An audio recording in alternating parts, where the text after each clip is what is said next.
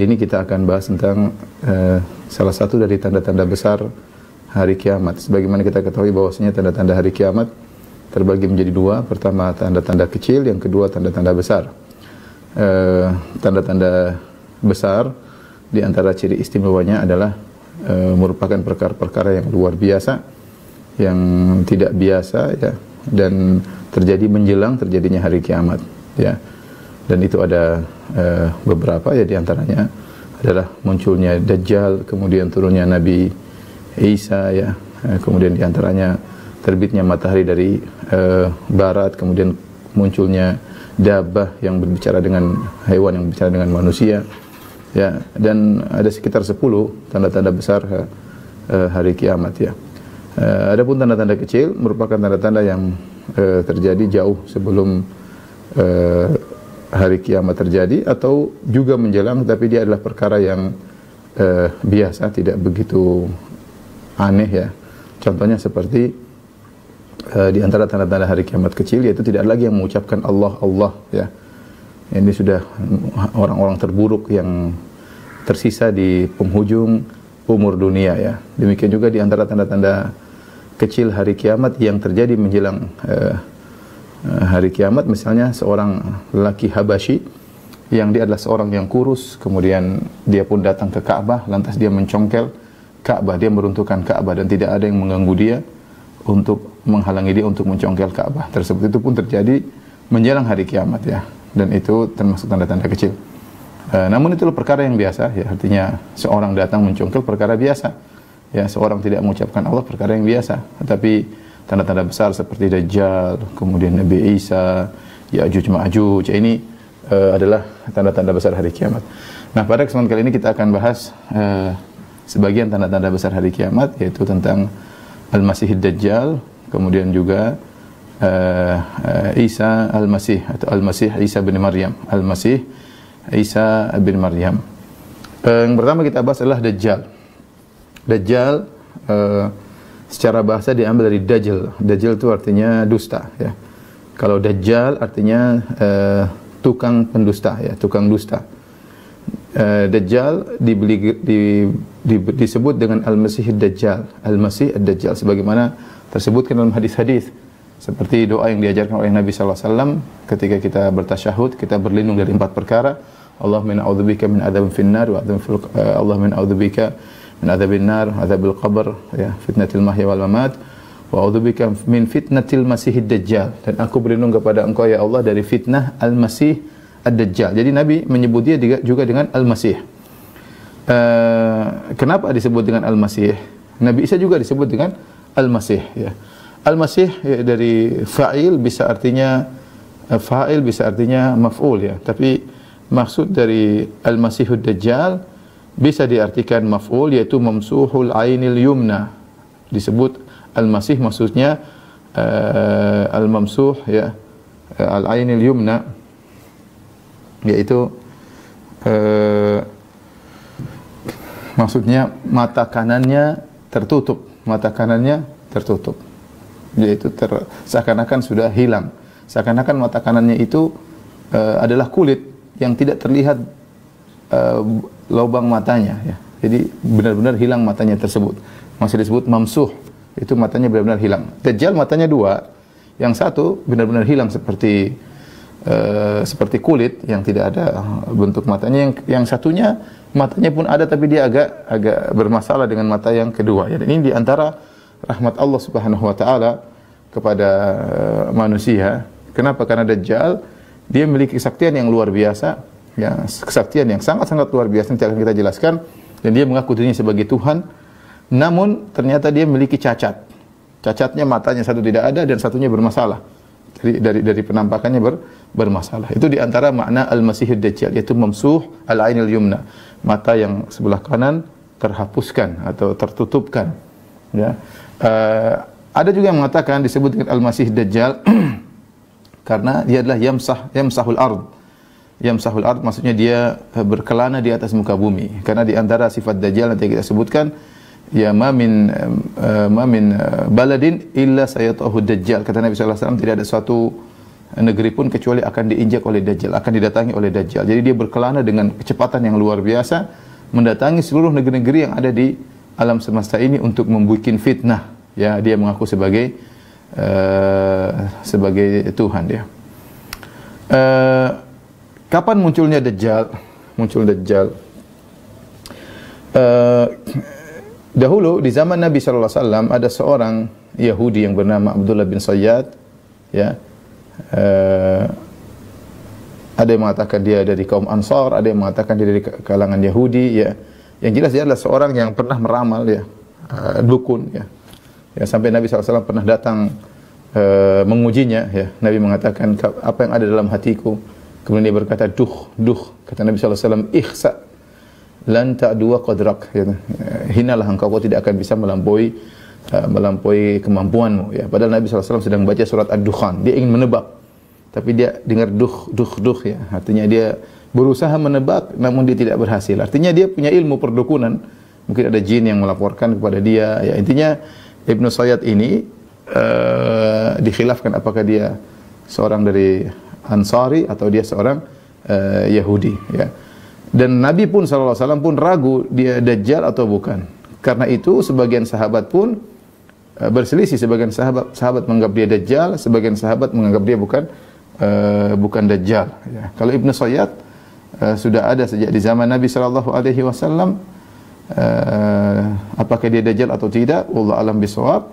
Namun ada hadis yang lebih tegas yang mengesankan bahwasanya Ibnu Sayyad bukanlah Dajjal, sebagaimana hadis yang masyhur dari Tamim Ad-Dari, salah seorang sahabat radhiyallahu anhu, sebagaimana termaktub dalam Sahih Muslim, di mana Tamim Ad-Dari radhiyallahu anhu pernah berlabuh bersama sebagian sahabat, ya, atau sebagian kawan-kawannya, sehingga dia pun terdampar di sebuah pulau. Kemudian dia pun masuk dalam pulau tersebut. Hadisnya panjang sampai akhirnya dia ketemu dengan Dajjal, di mana ada seorang makhluk yang besar yang dalam kondisi tangannya terbelenggu, ya. Kemudian dia berbicara dengan makhluk tersebut. Badannya besar, tangannya terbelenggu. Kemudian orang ini yang badannya besar tersebut, ya, dia bertanya kepada Tamim Ad-Dari, "Akhbiruni an-nabiyil ummiyin ma fa'ala." Dia bertanya kepada Tamim Ad-Dari, "Kabarkanlah kepadaku tentang nabinya orang-orang ummiyin, nabinya orang-orang Arab." Karena Rasulullah SAW dari Arab, ya. "Ma fa'ala," apa yang telah dia kerjakan? Ada apa gerangan dengan dia sekarang? Qalu, maka Tamim Ad-Dari dan kawan-kawannya menjawab, "Qad kharaja min Makkah wa nazala Yathrib." Dia sudah keluar dari kota Mekah dan dia sudah tinggal di Yathrib, yaitu di kota Madinah, sudah berhijrah. Kemudian orang ini bertanya lagi, qala aqatalahu al-Arab, apakah orang-orang Arab memeranginya? Qulna na'am, kata Tamim Ad-Dari dan kawan-kawannya, benar. Dia diperangi oleh Quraisy, diperangi oleh kabilah Ghatafan, diperangi oleh kabilah Hawazin, diperangi oleh kabilah-kabilah Arab, ya. Ya, kabilah-kabilah Arab bersatu padu kemudian menyerang Nabi tersebut. Kemudian orang ini yang besar badannya ini terbelenggu bertanya lagi, "Kaifa sana'a bihim?" Apa yang dilakukan terhadap musuh-musuhnya? Fa akhbarnahu annahu qad dhahara 'ala man yalihi min al-Arab wa ata'uhu. Bahwasanya sang nabi telah unggul dan dia telah menguasai orang-orang Arab dan mereka telah taat kepadanya. Maka dia bertanya, "Qad kana dzalik?"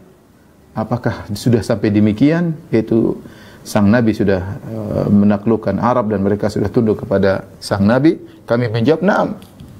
Maka orang yang besar terbelenggu ini berkata, "Ama inna dzaka khairun lahum an yuti'uhu." Ketahuilah, lebih baik bagi orang-orang Arab tersebut untuk taat kepadanya. "Wa inni mukhbirukum anni inni anal masih." Dan aku kabarkan kepada kalian, sungguhnya aku kabarkan kepada kalian tentang diriku. Aku ini adalah Al-Masih, yaitu Dajjal. Aku adalah Dajjal. Wa inni ushiku an yu'dzana li fil khuruj. Dan sebentar lagi aku akan, atau hampir-hampir aku akan diizinkan untuk keluar dari tempatku ini. Hadis ini hadis dalam Sahih Muslim dengan tegas menjelaskan bahwasanya Dajjal bukanlah Ibnu Sayyad, ya. Ibnu Sayyad Abdullah bin Sayyad yang ada di Madinah, karena Tamim Ad-Dari bertemu dengan makhluk yang besar ini. Kemudian Tamim Ad-Dari mengabarkan kepada Nabi dan Nabi menceritakan hadis ini kepada para sahabat.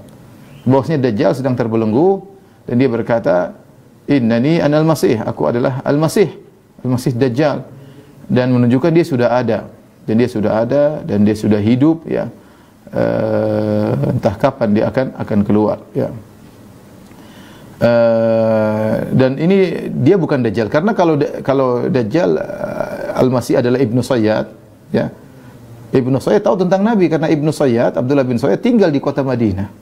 Hidup bersama dengan para sahabat, hidup bersama dengan Nabi sallallahu alaihi wasallam. Dia tahu tentang kabar-kabar Nabi sallallahu alaihi wasallam ya. Sementara Al-Masih tadi dia bertanya kepada Tamim Ad-Dari, bagaimana tentang kabar Nabi ini? Apakah sudah begini? Apakah sudah begini? Apakah dia sudah menaklukkan Arab? Ya, dia bilang kalau begitu, kalau dia sudah menaklukkan Arab, maka waktunya aku akan keluar setelah kejadian-kejadian ini ya. Namun bagaimanapun para sahabat ragu Ibnu Sayyad Dajjal atau bukan ya. Kenapa timbul keraguan ikhwan dan akhwat yang dirahmati Allah Subhanahu wa taala? Karena Nabi sallallahu alaihi wasallam menggambarkan tentang Dajjal dalam banyak hadis. Bahkan Dajjal adalah fitnah yang paling besar. Bahkan Nabi mengabarkan setiap nabi sebelum Nabi Muhammad sallallahu alaihi wasallam semuanya memperingatkan umatnya daripada Dajjal. Semuanya memperingatkan umatnya daripada Dajjal. Dan Nabi kabarkan Dajjal ciri-cirinya matanya adalah buta sebelah. Inna Dajjal a'waru al-ainil yumna. Dajjal itu mata kanannya buta ya. Mata kanannya buta, dia melihat dengan mata kirinya. Yang jadi masalah Ibnu Sayyad pandangannya wajar, dia tidak buta. Tetapi anehnya dia bisa meramal dan dia bisa macam-macam, dia punya kesaktian. Ini yang buat para sahabat ragu tentang Ibnu Sayyad. Apalagi di penghujung hidupnya matanya mulai tertutup. Sehingga ini semakin menimbulkan syubhat bagi para sahabat. Jangan-jangan Ibnu Sayyad adalah Dajjal, tapi Dajjal sedang berproses. Sekarang dia belum jadi Dajjal asli, dia sedang berproses menjadi Dajjal. Karena di penghujung kehidupannya matanya mulai tertutup, ada kulit yang tumbuh yang mulai menutup wajahnya, menutup matanya. Tapi kita sampaikan kisah di antara yang ragu tentang Ibnu Sayyad adalah Abu Sa'id Al-Khudri radhiyallahu taala anhu. Abu Sa'id Al-Khudri radhiyallahu anhu bercerita suatu hari dia berjalan dari Madinah menuju Mekah bersama Ibnu Sayyad. Ya, entah dalam umrah atau dalam haji ya. Dia sedang berjalan bersafar bersama Ibnu Sayyad. Abu Sa'id Al-Khudri termasuk sigharus sahabat, termasuk sahabat-sahabat junior ya. Sampai akhirnya mereka berjalan dengan rombongannya, di antara ada Ibnu Sayyad bersama Abu Sa'id Al-Khudri. Tibalah mereka singgah di suatu tempat, kemudian masing-masing mencari tempat di bawah pohon masing-masing untuk istirahat. Istirahat karena dari Madinah ke Mekah 450 kilo. Ya. Ternyata Ibnu Sayyad milih untuk tidur dekat dengan Abu Sa'id Al-Khudri. Abu Sa'id Al-Khudri radhiyallahu anhu merasa takut ya. Dia karena terlalu banyak isu-isu tentang Ibnu Sayyad ini. Isu-isu bahwasanya dia Dajjal, dia namanya Dajjal mengerikan. Abu Sa'id Al-Khudri ketika Ibnu Sayyad mau tidur dekat dia merasa gelisah. Kemudian Abu Sa'id Al-Khudri cari alasan, dia berkata ya, hari sangat panas, bagaimana kalau engkau pindahkan barangmu sebelah sana ya, di bawah pohon, jangan dekat saya ya. Padahal dia enggak enak mau sama orang ini karena khawatir dia Dajjal ya. Yaitu agar Ibnu Sayyad tidak singgah dekat Abu Sa'id Al-Khudri. Maka Ibnu Sayyad ya, dia nurut sama Abu Sa'id Al-Khudri, maka dia ambil barang-barangnya, kemudian dia pindahkan ke bawah sebuah pohon. Harusnya dia dekat Abu Sa'id Al-Khudri, tapi akhirnya dia pindahkan barang-barang. Ini Rasulullah SAW sudah meninggal, ini pembicaraan ini terjadi. Ya, maka dia pindahkan barang-barangnya di bawah sebuah pohon. Setelah itu Ibnu Sayyad, mungkin dia memuliakan Abu Sa'id Al-Khudri sebagai sahabat Nabi SAW, maka dia mengambil segelas susu, dia kasihkan kepada Abu Sa'id Al-Khudri sebagai bentuk pelayanan kepada Abu Sa'id Al-Khudri. Abu Sa'id Al-Khudri radhiyallahu anhu tidak ingin minum susu dari tangan Ibnu Sayyad. Ini aduh, kalau dia Dajjal muskilah, ini problem. Dajjal kasih susu, masalah susunya nanti. Abu Sa'id Al-Khudri ada ragu, jangan-jangan ini Dajjal ya. Maka dia tidak ingin minum dari susu yang dibawa oleh Ibnu Sayyad. Maka dia cari alasan lagi. Abu Sa'id Al-Khudri berkata, sungguh panas hari ini, begitu pula susu ini juga panas. Tidak pas kalau kita minum susu yang hangat di cuaca yang panas. Akhirnya Ibnu Sayyad paham. Ini Abu Sa'id Al-Khudri ternyata tidak mau berinteraksi dengan dia. Ini pasti karena isu-isu yang telah tersebar yang menyebutkan bahwasanya dia Dajjal. Akhirnya apa kata Ibnu Sayyad? Dia berkata, ya, Aba Sa'id, wahai Abu Sa'id Al-Khudri, laqad hamamtu an akhudha habalan fa u'alliqahu bisyajarah. Sungguh aku ingin sekali mengambil tali lalu aku ikat di atas pohon, thumma akhtaniqu mimma yaqulu linnas, dan aku ingin gantung diriku karena terlalu banyak orang bicara tentang aku. Ibnu Sayyad merasa gelisah, merasa tersiksa dengan tuduhan-tuduhan orang bahwasanya dia Dajjal. Isu-isu tentang dia ini bikin dia jengkel. Lihatlah sekarang Abu Sa'id Al-Khudri mengambil sikap dengan dia. Mau tidur berbarengan, berdampingan, dia tidak mau. Dia ambilkan susu, tidak mau diterima. Ya, Ibnu Sayyad merasa tidak enak. Dia mengatakan, aku ingin ambil tali, aku gantung di pohon, kemudian aku gantung diriku, aku ingin mati. Orang terlalu banyak ngomong tentang aku. Ya Abu Sa'id. Kemudian dia bilang sama Abu Sa'id Al-Khudri, "Man khafi alaihi hadits Rasulullah sallam, ma khafiya alaikum ma'syaral ansar." Ya, kalian adalah kaum Ansar. Tidak ada hadis yang samar bagi kalian. Kalian tahu sering dengar hadis dari Nabi sallallahu alaihi wasallam. Alasta min a'lamin nasi bi hadits Rasulullah sallallahu. Bukankah engkau wahai Abu Sa'id Al-Khudri termasuk orang yang paling tahu tentang hadis-hadis sabda-sabda Nabi Rasulullah sallallahu alaihi wasallam? Alaysa qad qala Rasulullah sallallahu alaihi wasallam huwa kafir? Bukankah Rasulullah SAW berkata tentang Dajjal dia kafir? Wa ana muslim, ya Abu Sa'id. Dajjal kafir, aku muslim. Ya, artinya saya muslim. Kita sekarang kan sedang umrah. Gimana? Saya muslim. Sementara Dajjal kafir. Saya bukan Dajjal. Awalaysa qad qala Rasulullah SAW huwa aqimun la yuladu lahu wa qad taraktu waladi bil Madinah? Bukankah Rasulullah SAW mengatakan bahwasanya Dajjal tidak punya anak, dia mandul. Sementara aku punya anak, aku tinggalkan di kota Madinah. Dan anaknya adalah seorang tabi'in yang ulama. Ya, kalau tidak salah namanya Umarah ya. Umarah bin Abdullah bin Sayyad, dan dia adalah salah seorang dari guru Imam Malik. Dia bilang, anak saya ada. Anak saya di Madinah. Dajjal mandul, saya tidak. Dia ingin menunjukkan perbedaan antara dia dengan Dajjal agar orang tahu bahwasanya dia bukan Dajjal. Awalaysa qad qala Rasulullah sallallahu alaihi wasallam la yadkhul Madinata wala Makkah? Bukankah Rasulullah SAW berkata Dajjal tidak bisa masuk Madinah dan Dajjal tidak bisa masuk ke Mekah? Wa qad aqbaltu minal Madinah wa ana uridu Makkah. Namun adapun saya dari Madinah, kita kan bareng-bareng di Madinah, kita sama-sama ingin ke Mekah, ingin umrah. Qala Abu Sa'id Al-Khudri, hatta kitu an a'dzirahu. Abu Sa'id Al-Khudri ketika mendengar dalil-dalilnya Ibnu Sayyad, dia bilang hampir-hampir aku kasih uzur, dia bukan Dajjal. Ya benar. Dajjal beda dengan dia. Dajjal kafir, dia muslim. Lagi mau umrah. Dajjal mandul, dia punya anak. Dajjal tidak bisa masuk Mekah dan Madinah, sementara dia datang dari Madinah menuju Mekah. Kata Abu Sa'id Al-Khudri, hampir-hampir aku kasih uzur. Dia berarti bukan Dajjal. Tapi kemudian yang jadi masalah, di penghujung pembicaraan Ibnu Sayyid berkata, "Tsumma qala, ama wallahi inni la a'rifuhu wa a'rifu maulidahu." Ya Abu Sa'id Al-Khudri, demi Allah, kata Ibnu Sayyid, saya tahu Dajjal itu siapa. Dan saya tahu di mana dia lahir. Wa aina huwal an, dan saya tahu Dajjal sekarang lagi di mana. Subhanallah.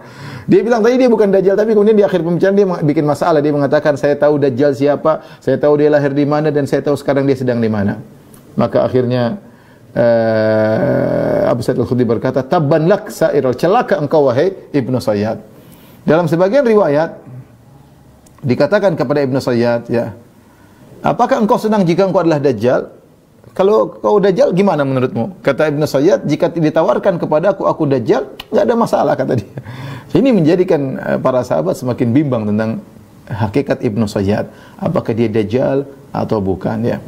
Terlebih lagi, ya, setelah Rasulullah SAW meninggal dunia, Ibnu Umar suatu hari ketemu dengan Ibnu Sayyad di penghujung kehidupannya, ya, sebelum dia menghilang.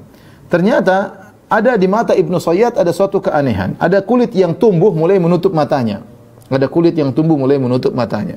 Maka Ibnu Umar bertanya kepada Ibnu Sayyad. Jadi isu tentang dia adalah Dajjal sangat santar di kota Madinah, dan fitnah Dajjal, fitnah yang menakutkan. Akhirnya Ibnu Umar bertanya, "Mata fa'alat ainuka ma ara?" Sejak kapan matamu begitu? Aku lihat sekarang matamu sekarang bermasalah, Ibnu Sayyad. Sejak kapan begini? Apa kata Ibnu Sayyad? La adri. Saya tidak tahu sejak kapan begini. Jawaban yang menjengkelkan. Gimana kau tidak tahu? Kau yang punya mata kau tidak tahu. Jadi Ibnu Umar bertanya, sejak kapan matamu mulai tumbuh, kulit mulai menutup matamu? Sejak kapan begini? Kata Ibnu Sayyad, saya tidak tahu. Ibnu Umar berkata, la tadri wa hiya fi ra'sik. Kau tidak tahu matamu kapan begini sementara itu matamu di kepalamu? Qala insyaallahu khalaqaha fi asaka hadhihi. Maka Ibnu Sayyad bikin jengkel, dia mengatakan kalau Allah berkehendak Allah ciptakan ini kulit di tongkatmu wahai Ibnu Umar. Ya. Qala Ibnu Umar berkata, fa nakhara ka ashaddin nakhiri himarin sami'tu. Tiba-tiba aku mendengar suara yang keras, dia teriak kesakitan seperti suaranya himar yang sangat keras. Kenapa tiba-tiba dia teriak? Kata Ibnu Umar, fa za'ama ba'du ashabi anni darabtuhu bi asan kanat ma'iyya hatta takassarat. Teman-temanku bilang kepadaku bahwasanya aku tadi begitu dia jawab, kalau Allah berkehendak ciptakan mata ini di tongkatmu, aku langsung pukul dia. Pukul dia dengan tongkat yang ada di tanganku tersebut sampai tongkatku itu patah. Ya. Kata Ibnu Umar, "Ama wa ana fa wallahi ma sya'artu." Adapun aku tidak sadar. Aku tidak merasa mukul dia. Aku cuma dengar dia mendengar teriak. Aku mendengar dia berteriak dengan suara yang keras. Kata orang-orang yang lihat, dia kenapa teriak keras-keras? Karena Ibnu Umar mukulin dia. Jadi Ibnu Umar tidak sadar ya. Qala wa jaa hatta dakhala ala ummil mu'minin haddatsaha. Ya, kemudian akhirnya Ibnu Umar ketemu dengan Hafsah dan dia sampaikan tentang kisah Ibnu Sayyad. Maka Hafsah kakaknya berkata, "Ma turidu ilaihi?" Apa yang kau inginkan dari dia wahai Ibnu Umar? "Alam ta'lam annahu qad qala?" Bukankah kau tahu bahwasanya Rasulullah SAW telah bersabda, "Inna awwala ma yab'athuhu 'alan nasi ghadabun yaqdabuhu." Yang pertama kali membuat Dajjal keluar adalah kemarahan yang sesuatu yang buat dia marah sehingga dia keluar di hadapan manusia. Artinya Hafsah berkata, enggak usah bikin cari masalah sama dia. Khawatirnya dia adalah Dajjal. Inilah yang jadi permasalahan. Mulai muncul kulit di matanya. Jangan-jangan Ibnu Sayyad sedang berproses menjadi Dajjal. Tetapi setelah itu Ibnu Sayyad menghilang dari peredaran. Orang-orang tidak tahu dia kemana. Entah dikubur di mana, masih hidup atau tidak. Tapi yang jelas dia punya anak namanya Umarah bin Abdullah bin Sayyad. Dan dia seorang tabi'in yang thiqah. Guru dari Imam Malik rahimahullahu ta'ala. Inilah yang menyebabkan terjadi khilaf tentang Ibnu Sayyad Dajjal atau bukan, apalagi ketika kita mendatangkan hadis Tamim Ad-Dari di mana Dajjal ditemukan oleh Tamim Ad-Dari dalam kondisi terbelenggu dengan badan besar, terbelenggu di sebuah pulau di Jazirah Arab ya. Seandainya Ibnu Sayyad adalah Dajjal, maka orang yang terbelenggu tersebut tidak usah tanya-tanya kepada Tamim Ad-Dari bagaimana kabar sang Nabi, apa yang dilakukan sekarang, karena Ibnu Sayyad tahu betul tentang Nabi. Ya, tahu betul tentang Nabi sallallahu alaihi wasallam ya. Wallahu alam bisawab. Ya, kalau saya lebih condong bahwasanya Ibnu Sayyad bukanlah Dajjal ya, meskipun ada khilaf ya. Kita harus akui ada khilaf yang benar dia bukan Dajjal. Dajjal adalah seorang ditemui oleh Tamim Ad-Dari di pulau tersebut dalam kondisi besar dan terbelenggu, dan dia mengatakan yushiku an akhruja ilan nas ya, saya khawatir ada sudah waktunya saya akan keluar bertemu dengan orang-orang, dan dia akan keluar menjelang hari kiamat dan dia mengaku sebagai Tuhan ya. Jadi dari sini kita tahu bahwasanya berdasarkan hadis Tamim Ad-Dari dalam Sahih Muslim bahwasanya Dajjal sudah ada ya, dan dia sudah terbelenggu ya, namun dia belum diizinkan oleh Allah untuk keluar. Adapun perkataan sebagian orang Dajjal sudah lahir, seperti berita-berita ada seorang lahir di Israel kemudian matanya cuma satu di tengah sini. Ya, ini bukan Dajjal, itu orang cacat. Ya, Dajjal matanya kanan kiri, cuma yang kanan tertutup dengan kulit, yang kiri bermasalah seperti inabil tafiyah, seperti apa namanya anggur yang apa namanya yang mulai rusak kemudian muncul jadi matanya bermasalah sebelah kiri, yang kanan tertutup dengan kulit ya. Adapun anak yang baru lahir di tahun abad ke-20 kemudian matanya satu di sini, ini mau cerita dari mana? Ya, mungkin dia anak cacat mau dianggap Dajjal tidak boleh. Demikian juga sempat beredar isu bahwasanya Sai Baba yang seorang tokoh dari India yang kemudian rambut kribo, suka pakai baju merah, kemudian bisa mengeluarkan emas dari tangannya, disebut sebagai Dajjal. Dan ini isu ini muncul waktu saya masih SMA kalau tidak salah ya, sampai dibuat sebuah buku. Saya dulu tidak namanya belum ngaji, baca buku begitu ngeri juga. Wah, Dajjal sudah muncul. Wah, kalau dia muncul sebentar lagi. Tapi waktu itu Sai Baba dia tidak buta. Maka sebagian penulis, sebagian ustadz yang nulis tentang itu mengatakan dia sedang berproses. Kalau suatu saat matanya mulai buta kemudian hilang, dialah Dajjal, karena ciri-cirinya seperti ciri-ciri Dajjal. Bikin orang takut. Gimana ciri-ciri Dajjal? Ciri Dajjal cuma satu cirinya sama, yaitu sama-sama kribo. Itu saja. Apakah ada seorang kribo kemudian dikatakan Dajjal? Ciri-ciri yang lain tidak tepat ya. Ciri-ciri yang tidak tepat.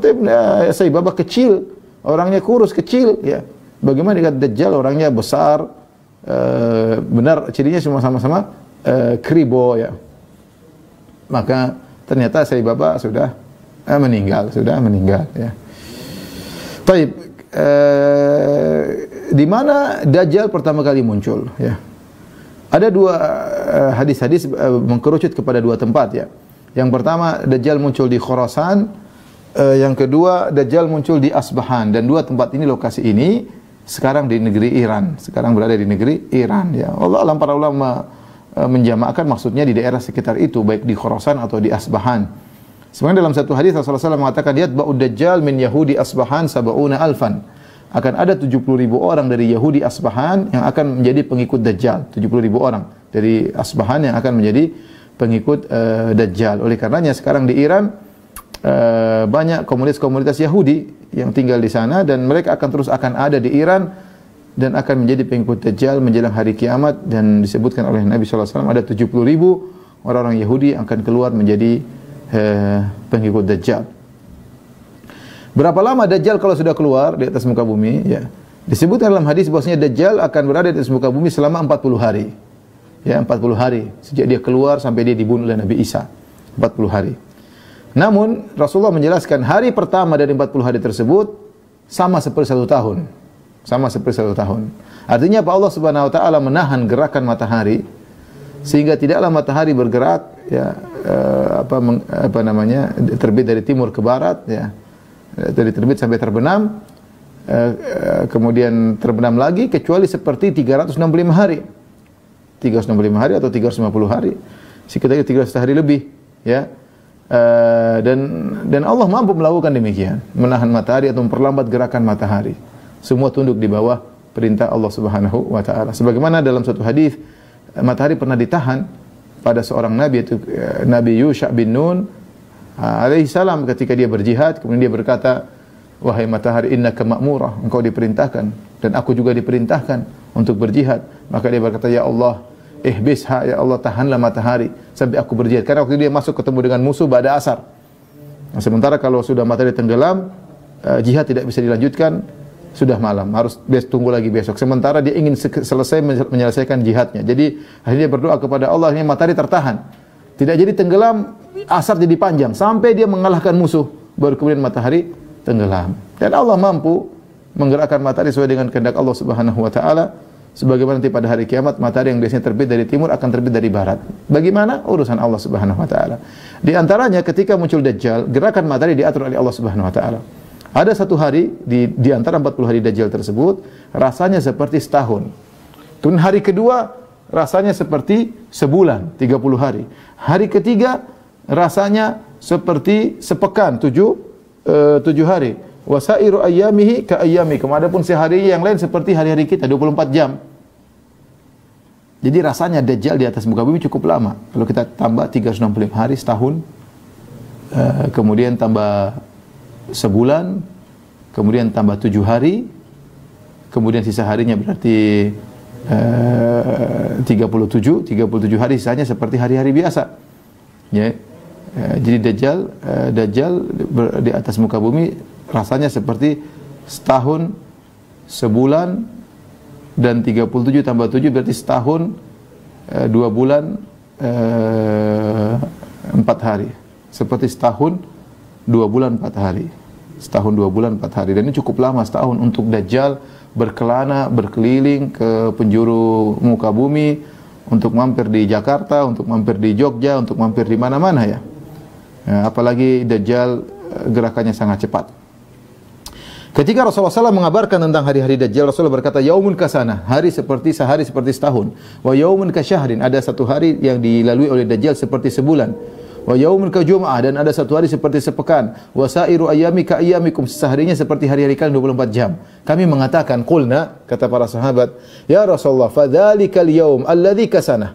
Ya Rasulullah, hari pertama yang seperti setahun, matahari terbit, tenggelam, terbit lagi, rasanya setahun. Atakfina fihi salatu yaumin, apakah cukup kita salat 5 waktu aja sebagaimana hari biasa? Waktu zuhur salat, ya. Itu mungkin dari subuh sampai zuhur entah berapa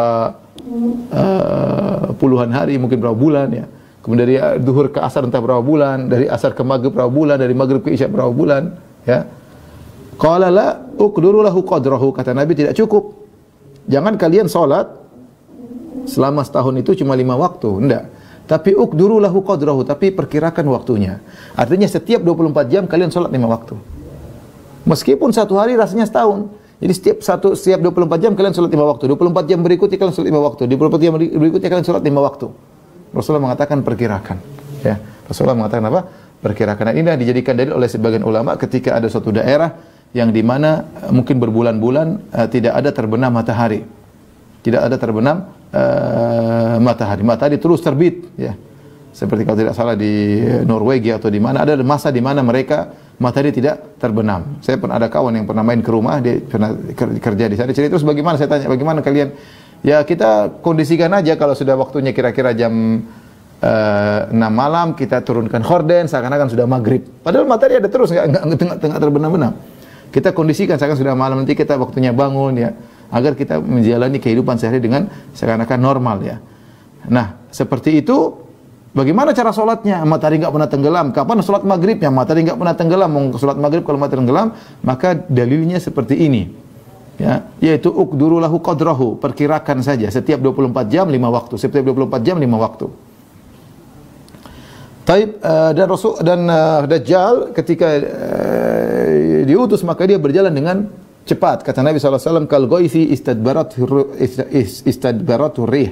Dajjal itu bergerak dengan cepat seperti angin yang seperti hujan yang dihempaskan oleh angin, berjalan dengan cepat. Makanya Nabi SAW mengatakan, laisa min maladin illa sayata'uhu Dajjal illa Makkah wal Madinah. Tidak satu tempat pun kecuali akan disinggahi oleh Dajjal, dipijaki oleh Dajjal kecuali Mekah dan Madinah. Ya. Maka sudah bisa dipastikan Dajjal akan datang ke Jakarta, akan datang ke Yogyakarta, akan datang ke Balikpapan, akan datang ke Samarinda, akan datang ke tempat-tempat ya. Waktu dia cukup banyak untuk bisa mampir kemana-mana.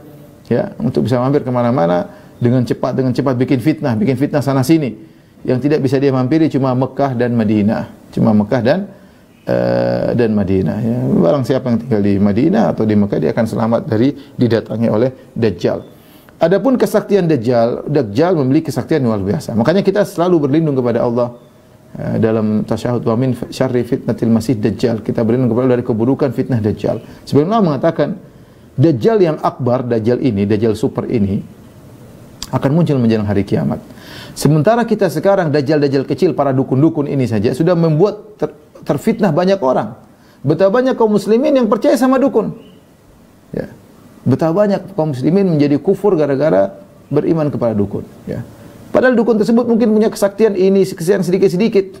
Kesaktian cuma perkara-perkara yang tidak ada nilainya. Itu saja sudah banyak yang beriman kepada mereka, percaya kepada mereka. Bagaimana lagi kalau muncul Dajjal seperti ini? Bagaimana lagi kalau di zaman tersebut, coba bayangkan muncul Dajjal zaman sekarang, kemudian medsos lagi tersebar. Muncul ada seorang yang sakti bisa turunkan hujan, bisa ini. Ngaku sebagai Tuhan, kira-kira banyak orang terfitnah? Banyak sekali. Sekarang saja ragu tentang Tuhan banyak. Yang ateis banyak.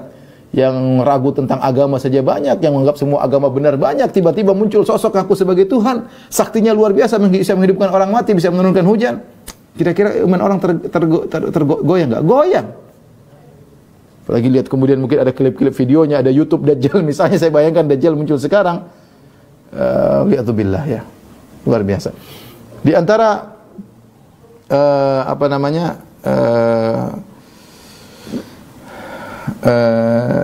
kesaktian Dajjal bisa menurunkan hujan.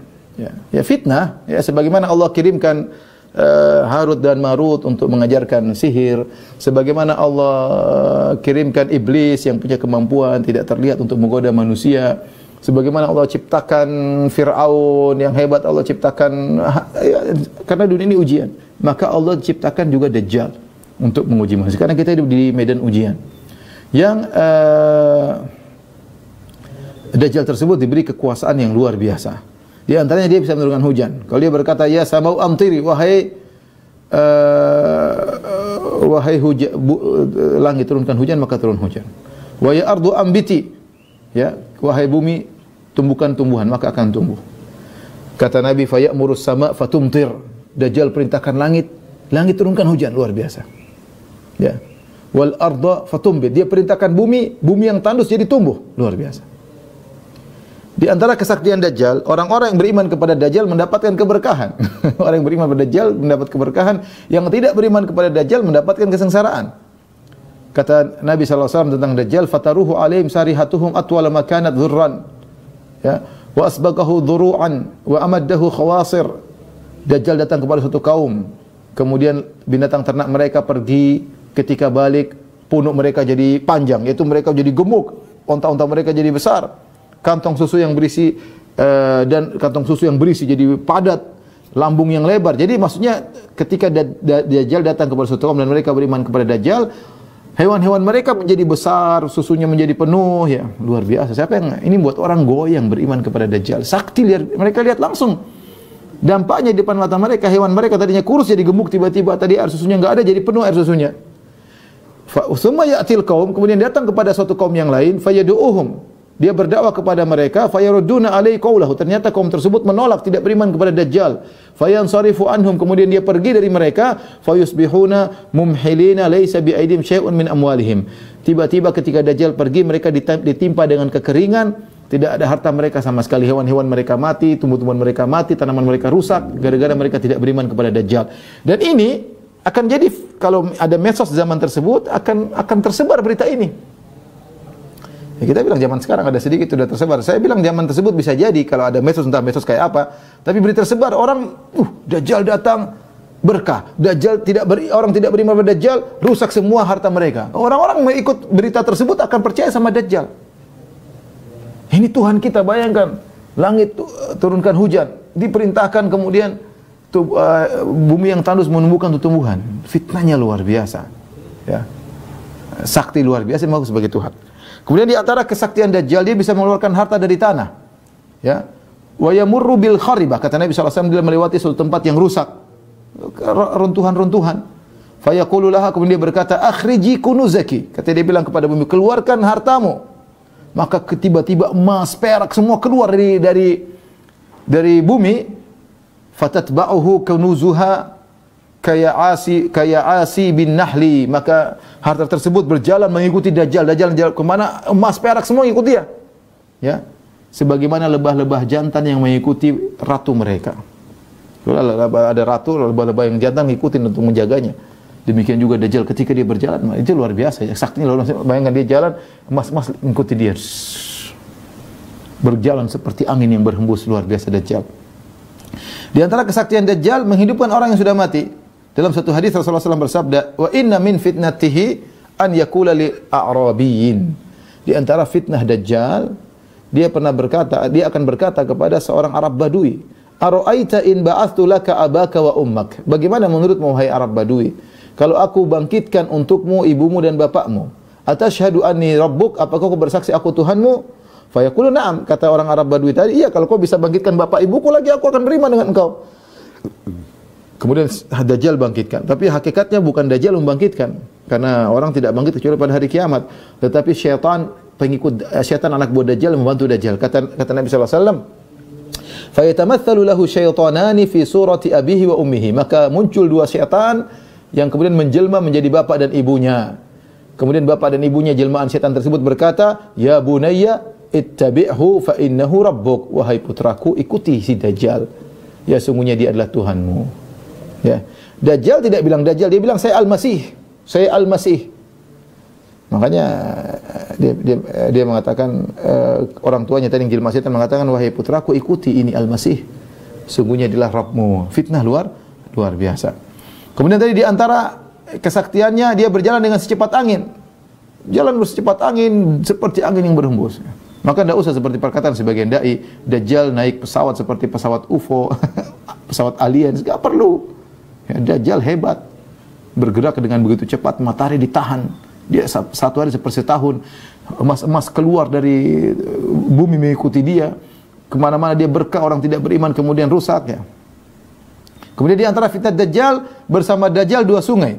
Ada sungai berupa api, yang sungai itu ya, separit isinya api, dan ada seperti sungai isinya air. Dalam hadis Hudzaifah radhiyallahu anhu, Rasulullah bersabda, "La ana a'lamu bima ma'ad Dajjal minhu." Aku lebih tahu tentang apa yang dibawa oleh Dajjal daripada dirinya. Ma'ahu nahrani yajriyan. Dia membawa dua sungai yang mengalir bersamanya. Ahaduhuma ra'yal ain ma'un abyad wal akhar ra'yal ain narun ta'ajjaj. Salah satu sungainya ya dilihat dengan kasat mata, benar-benar terlihat ya, seperti air putih ya. Air yang mungkin air susu, ya, air yang enak untuk diminum. Wal akhar, sungai yang satunya dilihat dengan kasat mata, narun ta'ajjaj, api yang menyala-nyala. Fa imma adrakanna ahadun falyati an-nahr alladhi yarahu naran jika salah seorang dari kalian bertemu dengan Dajjal, maka hendaknya dia pergi ke sungai yang isinya adalah api. Wal yughammid, kemudian dia tutup matanya. Tsumma liyutati ra'sahu fayashrabu minhu, kemudian masukkan kepalanya ke dalam api tersebut, dia akan minum air. Fa innahu ma'un barid. Ketahuilah bahwasanya di sungai yang nampaknya api tersebut isinya adalah air yang dingin. Ya. Inilah diantara keistimewaan atau kesaktian-kesaktian Dajjal, dan itu sudah satu saja sudah luar biasa, apalagi kumpulan kesaktian tersebut. Bagaimana fisik Dajjal? Ya, insya Allah kita mudah-mudahan tidak ketemu Dajjal, tapi kita harus sampaikan ya, karena Dajjal muncul disebut dalam hadis ketika orang sudah tidak membicarakan Dajjal lagi. Selama masih ada yang cerita tentang Dajjal, Dajjal belum muncul ya. Di antaranya Dajjal memiliki tubuh yang besar dan memiliki mata yang cacat. Nabi SAW menjelaskan tentang sifat Dajjal, fa idza rajulun jasimun ahmar ja'dur ra'si a'warul ain. Ya. Tiba-tiba Dajjal seorang yang besar, kemudian merah ya. Kemudian rambutnya keriting, kribo ya, a'warul ain, buta sebelah, ka'anna ainahu ainabatun tafiyah. Ya, adapun mata kanannya, mata kirinya seolah-olah anggur yang sudah rusak, yang sudah layu ya. Qalu hadza Dajjal, mereka inilah Dajjal, aqrabun nasi bihi syabahan Ibnu Qatan. Kata Nabi, Dajjal mirip dengan seorang namanya Ibnu Qatan. Ibnu Qatan ini seorang dari kabilah Khuza'ah, wajahnya mirip dengan Dajjal. Tetapi ini saya katakan tadi, di antara rahmat Allah, meskipun Dajjal memiliki tubuh yang besar, tapi Allah dan kesaktian yang luar biasa, tapi Allah membuat cacat pada dirinya, yaitu matanya buta sebelah. Ya, kalau dia Tuhan harusnya dia sempurna. Kenapa dia bikin matanya cacat? Kenapa dia tidak bisa menyembuhkan matanya sendiri? Itu menunjukkan bahwasanya dia bukan Tuhan. Kata Nabi SAW Sahih Bukhari, ala innahu a'war, ketahuilah Dajjal itu buta sebelah. Wa inna rabbakum laisa bi'awar, adapun Allah tidak buta sebelah. Ya, tidak buta sebelah. Ya, Allah ini dijadikan oleh sebagian ulama bahwasanya Allah memiliki dua mata karena Dajjal berbeda dengan Dajjal yang buta sebelah. Dalam riwayat yang lain kata Nabi SAW, innallaha la yakhfa alaikum, tidak samar bagi kalian tentang Allah. Innallaha laisa bi'awar, sungguhnya Allah tidaklah buta sebelah. Kemudian wa asyara bi yadi ila ainihi, kemudian Rasulullah mengisyaratkan kepada matanya. Wa innal masih dajjal a'warul ainil yumna, adapun Dajjal matanya buta sebelah kanan, ka'anna ainahu ainabatun tafiyah, adapun mata yang sebelah kiri seperti anggur yang layu, yang muncul dan layu ya. Fisik yang lain, kedua pahanya saling menjauh ya, kedua pahanya saling menjauh. Orang yang normal pahanya biasa ya, tapi Dajjal memiliki dua paha yang saling menjauh. Kata Nabi SAW, inna masihad Dajjal rajulun qasirun afja' ja'dun a'war matmusul ain laisa bina'ti'atin wala jahra ya. Kata Nabi, sungguhnya Dajjal itu seorang laki-laki, kemudian afja itu jarak antara kedua betisnya berjauhan, kedua betisnya berjauhan ya, mungkin seperti kaki O atau ya, intinya ada kelihatan cacat, tidak seperti normal. Keriting ya, ja'dun keriting, buta sebelah, matanya yang satu tidak terlalu muncul dan tidak terlalu menjorok ke dalam, itu muncul ya, mata yang bisa melihat itu bermasalah ya, seperti anggur yang layu. Fa in ulbisa alaikum fa'lamu anna rabbakum laisa bi'awar. Kalau kalian ragu, dia ngaku Tuhan, bikin kalian rancu, ketahuilah Tuhan kalian tidak buta sebelah. Ya. Kemudian tadi Dajjal rambutnya keriting ya. Dajjal rambutnya keriting ya. Ini sifat-sifat Dajjal yang mudah-mudahan kita tidak ketemu. Kalau kita ketemu kita tahu ini Dajjal ya. Dajjal berkeliling di atas muka bumi, membuat fitnah, berdakwah, mengaku dia sebagai Tuhan ya. Kemudian dia ingin masuk ke kota Madinah. Dia ingin masuk kota Madinah. Kata Nabi SAW, laisa lahu min niqabiha naqabun illa alaihil malaikatu safina yahrusunaha. Tidak ada lorong dari kota Madinah pun kecuali ada malaikat yang bersaf di situ, menyusun saf, menjaga lorong-lorong kota Madinah. Sehingga dia mau masuk nggak bisa. Orang-orang nggak tahu, tapi Dajjal mau masuk, dilihat malaikat, dia nggak bisa masuk. Semua terjuful, dia merasa bangga, ngaku sebagai itu, merasa bangga orang beriman kepada dia. Fitnah yang luar biasa. Summa tarjuful madinatu bi ahliha thalatha rajafat. Kemudian Madinah bergoncang sampai 3 kali. Fayukhrijullahu kulla kafirin munafik. Maka Allah keluarkan setiap orang kafir dan munafik keluar dari kota Madinah, gabung dengan Dajjal. Ya mungkin mereka sudah dapat berita di medsos atau di mana Dajjal datang, mereka malah nyambut. adalah hari apa namanya? Itu hari yang sangat mengerikan ya. Orang-orang yang lemah akan ikut Dajjal. Di antaranya para wanita. Sebagian wanita imannya lemah, mudah terbawa dengan perasaan melihat situasi Dajjal yang hebat, mereka ingin keluar beriman kepada Dajjal. Kata Nabi SAW, yanzilu Dajjalu fi hadhi sabkha bimirqanah. Bimirqanah. Ya, Nabi menyatakan Dajjal singgah di suatu tempat, itu di Jurf. Ya. Fayakunu aktsara man yukhraju ilaihi nisa. Dan kebanyakan orang beriman keluar ikut Dajjal para wanita. Hatta inna rajula la yarji'u ila hamimihi wa ila ummihi wa ibnatihi wa ukhtihi wa ammatihi fayuthiquha ribatan makhafata an takhruja ilaihi. Sampai seorang lelaki ketika mendengar Dajjal mulai mendekati kota Madinah, Jurf itu cuma beberapa kilo dari kota Madinah. Jurf sebelah apa namanya utara kota Madinah, dekat Jamiah Islamiyah, di belakangnya sudah kita masuk ke areal Jurf. Ketika Dajjal tidak bisa masuk di kota Madinah, tanah haram, maka dia singgah di dekat kota Madinah, daerah Jurf. Dan isu itu tersebar bagi penduduk kota Madinah. Orang-orang imannya lemah seperti para wanita ingin keluar. Karena mungkin seandainya saya katakan tadi, mungkin mereka lihat medsos, lihat berita tentang Dajjal dan mereka percaya. Namanya ibu-ibu hatinya lemah, imannya lemah. Maka seorang laki karena sayang kepada keluarganya, dia pulang, dia pergi kepada istrinya, dia ikat istrinya. Jangan sampai istrinya terpengaruh keluar ikut Dajjal. Dia pulang ketemu ibunya dia ikat. Kemudian dia ketemu anak putri perempuannya, dia ikat anak perempuannya. Saudarinya dia ikat saudarinya, dia ikat bibinya. Ya, dia ikat semuanya, jangan sampai mereka keluar. Karena Dajjal sudah muncul dan dia khawatir ibu-ibu ini akan terpengaruh. Karena Nabi mengatakan banyak wanita yang mengikuti Dajjal. Makanya Nabi SAW bersabda, "Man sami'a bid-Dajjal falyan'a anhu." Siapa yang dengar tentang Dajjal, jangan dekat-dekat, jauh.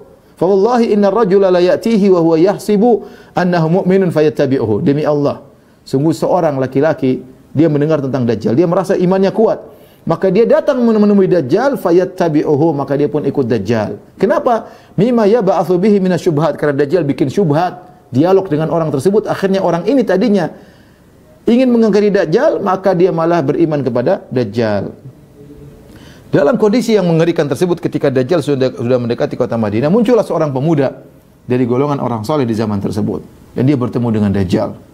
Dan dia berkata, "Asyhadu annaka Dajjal alladhi haddatsana Rasulullah sallallahu alaihi wasallam hadithahu." Aku bersaksi engkaulah Dajjal yang Rasulullah SAW pernah mengabarkan kepada kami tentang engkau. Fayaqulu Dajjal.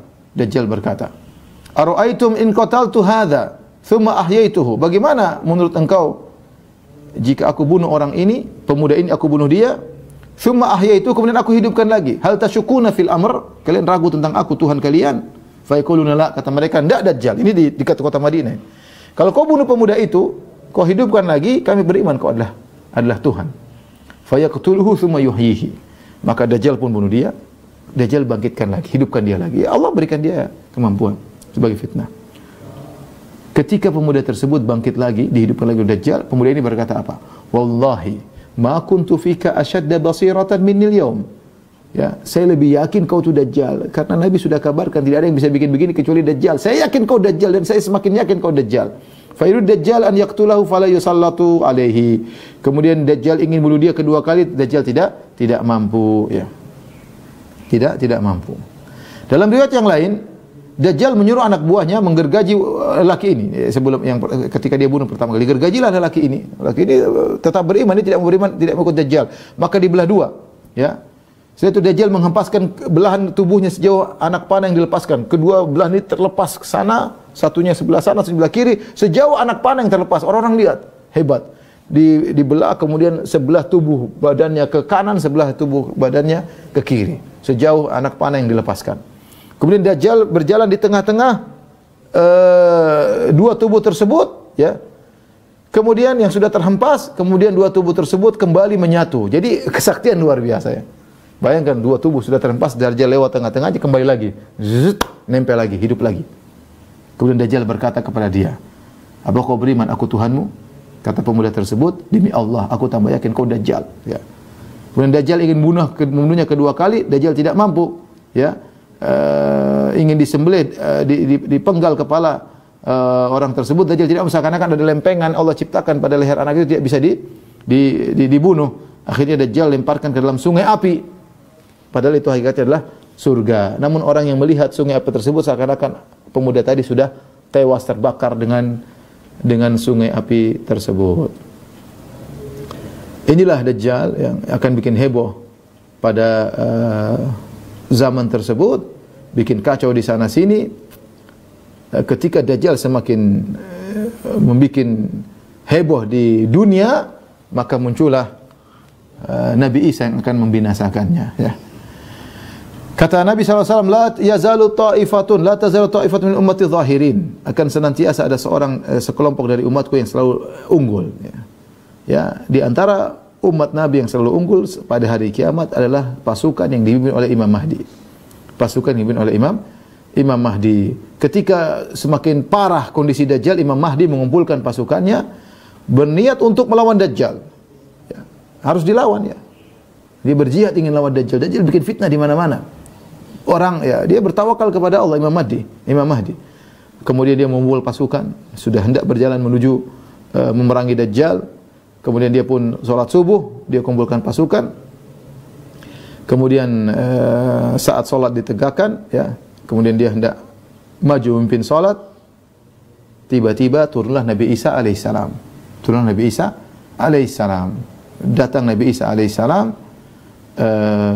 Kemudian salat bersama Al-Imam Mahdi. Taib, ikhwan dan akhwat yang dirahmati Allah Subhanahu wa taala. Sepertinya kita tunda pengajian kita, ya, pertemuan berikutnya lagi, ya. Karena Nabi Isa juga panjang, saya khawatir kalau diburu-buru kurang enak didengar. Maka mungkin sampai sini dulu tentang Dajjal. Insyaallah pada pertemuan berikutnya nanti kita tentukan waktunya lagi tentang bagaimana Nabi Isa melawan Dajjal dan bagaimana Nabi Isa melawan Ya'juj dan Ma'juj. Wallahu a'lam bishawab. Sampai di sini saja kajian kita. Kalau ada yang bertanya saya persilahkan. Atas yang disampaikan, yang bertanya yang pertanyaan dari Assalamualaikum Ustaz. Kita bertanya apakah jika orang kafir tinggal di Mekah dan Madinah, dia akan terbebas dari fitnah Dajjal. Dan apakah yang tidak tinggal di Mekah dan Madinah pasti adalah fitnah Dajjal. Orang-orang kafir mungkin tinggal di Mekah, mungkin tinggal di Madinah. Di antaranya orang munafik. Orang munafik di zaman Nabi mereka kafir. Munafik itu apa? Munafik adalah orang yang kafirnya dalam hati, casingnya Islam, tapi dia kafir, bahkan lebih kafir daripada orang kafir yang jelas-jelas. Ya, makanya Allah mengatakan innal munafiqina fid darkil asfali minan nar. Sungguhnya orang munafik di neraka yang paling dasar. Mereka kekafiran lebih parah daripada kafir yang KTP-nya memang non muslim. Karena kalau kafir non muslim dia kafirnya sungguh-sungguh ngaku, tapi kalau orang munafik hatinya kafir tapi KTP-nya Islam. Dan kalau di zaman Nabi sudah ada, apalagi zaman sekarang. Orang-orang yang tidak suka dengan syariat Islam, yang tidak suka dengan sunnah-sunnah Nabi SAW, yang tidak meyakini agama Islam agama yang paling benar, yang menganggap semua agama adalah agama benar, semua agama masuk surga, ini orang-orang munafik sebenarnya. Yang mengatakan bahwasanya syariat harus dirubah, bahwasanya syariat Al-Quran sudah tidak bisa dipakai lagi sekarang karena sudah dalam tanda kutip expired. Sekarang perlu kita ijtihad untuk membuat hukum-hukum baru yang relevan dan macam-macam ungkapan mereka. Mereka pada dasarnya orang munafik. Cuma mereka tidak berani ngomong mereka orang Islam, orang kafir. Mereka bilang kami Islam. Islamnya tapi Islam seperti itu. Islam yang tidak sesuai dengan yang diajarkan oleh Nabi SAW. Mereka ini orang munafik. Yang kata Allah, humul adu. Mereka adalah musuh yang sesungguhnya, fahdharhum. Waspadalah. Jadi kalau ditanya apakah ada orang kafir tinggal Mekah dan Madinah? Ada. Ya. Sekarang orang munafik ada. Di zaman Nabi ada, apalagi zaman sekarang. Ada. Pasti ada. Cuma kita nggak tahu sih yang mana. Ya. Nah, nanti mereka kemudian di penghujung zaman mereka akan keluar dan mereka akan gabung dengan Dajjal, ya. Dajjal. Demikian juga mungkin bukan orang munafik, tapi tadi ada orang imannya lemah terpengaruh. Nah. Baik, apakah kalau Dajjal datang keluar kota Madinah? Jadi ingat, tidak semua orang di Madinah selamat. Kapan dia tidak selamat? Kalau dia keluar nemui Dajjal. Tapi kalau dia bertahan dalam kota Madinah, Dajjal nggak bakalan bisa masuk. Ya, Dajjal tidak bisa bakalan masuk ke kota Madinah, ya. Kalau ke kota-kota lain, ya ke Padang, ke Jambi, Dajjal masuk. Ke Jambi juga masuk, ya. Tapi kalau ke Makkah Madinah nggak bisa masuk, kecuali orangnya keluar ketemu Dajjal dan cerita. Tapi Ustaz, kalau Dajjal pergi ke mana-mana, ke Jambi, ke Samarinda, ke Balikpapan, ya, apakah orang-orang yang tinggal di sana pasti terpengaruh Dajjal? Jawabannya tidak. Orang beriman banyak tidak terpengaruh. Mereka kokoh, mereka tidak beriman, mereka tahu ini Dajjal. Ya mereka tidak mengikuti Dajjal meskipun Dajjal mengeluarkan kesaktian mereka yang luar biasa. Tapi maksudnya bahaya ketemu dengan Dajjal. Apalagi orang yang baca surat Al-Kahfi, dia tidak akan bisa diganggu oleh Dajjal. 10 ayat pertama dari surat Al-Kahfi, dia tidak akan bisa diganggu oleh Dajjal. Wallahu a'lam bishawab. Yang berikutnya. Ini ada pertanyaan berikutnya, Ustaz. Assalamualaikum warahmatullahi wabarakatuh. Bertanya, Ustaz, apakah ada perbedaan, Ustaz, antara arti Al-Masih pada Dajjal dan juga Al-Masih pada Nabi Isa alaihissalam? Tentu berbeda. Al-Masih dua-duanya sudah kita jelaskan. Al-Masih pada Dajjal maksudnya adalah mamsuh, yaitu matanya tertutup seperti kulit, atau Al-Masih maksudnya yang yamsahul ard, yaitu yang Dajjal berkelana di atas muka bumi. Al-Masih dua maknanya. Ada yang mengatakan Al-Masih maksudnya matanya tertutup, ini pendapat yang lebih kuat, atau pendapat bahwasanya Dajjal berkelana di alam semesta karena dia bergerak dengan cepat. Adapun Al-Masih Isa, nanti akan kita jelaskan pertemuan berikutnya. Al-Masih maksudnya Isa itu mengusap.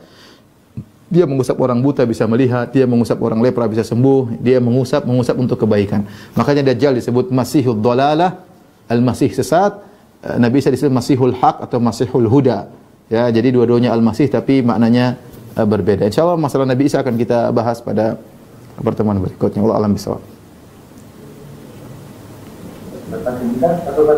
Boleh, dua lagi boleh. Dua lagi boleh, Ustaz.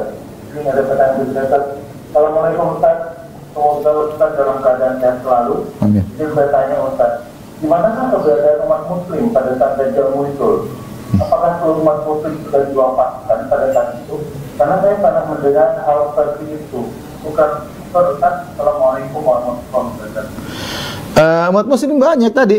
Umat Muslim akan dipimpin oleh Al-Mahdi, Imam Al-Mahdi Muhammad bin Abdullah atau namanya Ahmad bin Abdullah. Tadi la tazalu ta'ifat min ummati zahirin al-haq, akan ada sekelompok dari umatku yang di atas kebenaran, di antaranya mereka di penghujung umur dunia akan berjihad melawan Dajjal. Mereka tahu musuh mereka berat. Dajjal siapa yang mau lawan? Lebih hebat daripada berkompi-kompi pasukan. Dajjal luar biasa hebatnya ya. Tapi mereka harus berjihad. Maka bangkitlah Imam Mahdi, siapkan pasukannya dengan tawakal kepada Allah untuk melawan Dajjal. Tapi Allah turunkan Nabi Isa alaihissalam untuk bersama pasukan Imam Mahdi untuk membunuh Dajjal. Jadi orang Muslim masih ada ya. Tapi yang terakhir, pertanyaan terakhir. Nanti itu akan kita bahas pertemuan berikutnya insyaallah. Baik, Assalamualaikum Ustaz, izin bertanya. Anda pernah mendengar bahwasanya ketika Dajjal muncul, maka ada perintah untuk menahan istri di dalam rumah. Pertanyaan Ustaz, kenapa sepertinya kaum wanita lebih rentan sekali dengan fitnahnya Dajjal hingga harus dikunci di dalam rumah Tadi hadisnya sudah kita sebutkan, karena banyak wanita yang labil, tidak tenang, tidak stabil, tapi labil ya.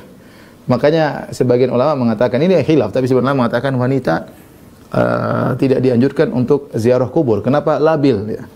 Laki-laki kalau ziarah kubur lihat anaknya meninggal, ya mungkin dia pun meneteskan air mata. Tapi kalau wanita ke kuburan anaknya, oh anakku, itu khawatir dia akan meratapi, dan itu niyaha, tidak boleh ya.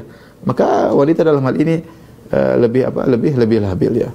Dan mudah dibohongin ya, oleh karenanya ya. Kalau wanita saja banyak dibohongi oleh lelaki gombal, apalagi Dajjal gombal lebih parah.